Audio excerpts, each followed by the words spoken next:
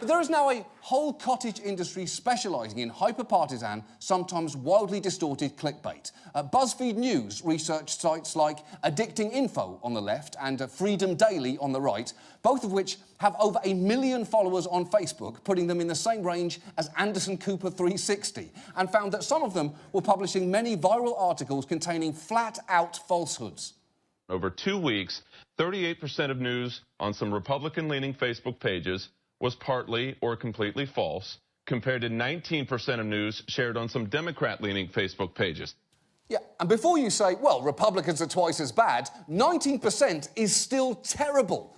And it is not news that there is misinformation on Facebook. Just look at the relationship status, it's complicated. The accurate version of that would clearly be, in 3 weeks I'll be single, but I can't admit it yet. But these sites can warp your views pretty fast. Your newsfeed may have been full of the Times and the Post stories about Donald Trump's actual scandals, but many Americans logged onto Facebook every day and saw shit like this. And this cesspool of nonsense would be a problem anyway, were it not for the fact that one of the people enthralled to it is our future president. Back in March, he claimed that a man who had rushed the stage at one of his rallies had ties to ISIS, something that had circulated online and had been found to be untrue. And when that was pointed out to him, this was his response.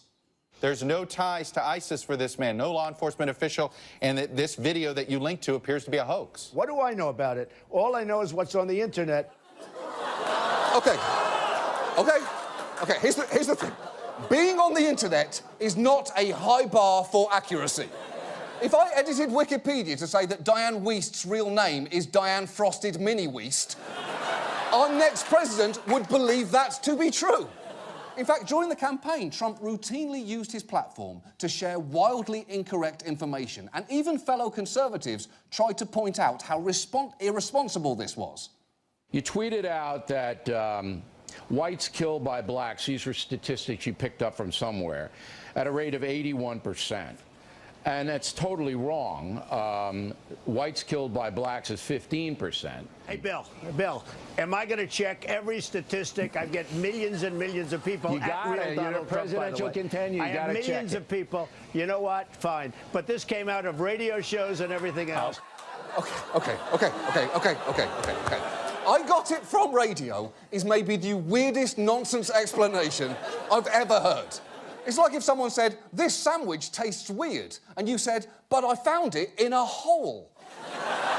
If there's something wrong with it, then what was it doing sitting in a hole? And that is the evil genius at work here. Weird conspiracy bullshit has always been bubbling under the surface, but Trump was the first major candidate to harness and fully legitimise it. And it's obvious in hindsight. He came along and told millions of people every crazy email you've ever forwarded was true. And that, at least in part, is why he will be our next president.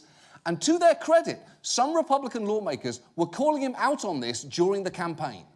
I'm going to tell you what I really think of Donald Trump.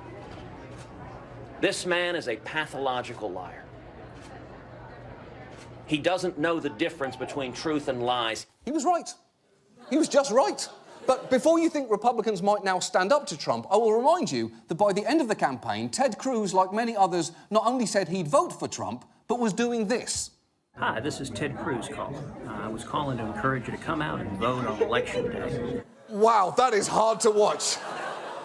Hi, this is Ted Cruz, just calling to remind you to vote for a man who insulted my wife and said my dad helped kill JFK. Anyway, life has no meaning. Thank you. I want to die. Take care now. God is dead.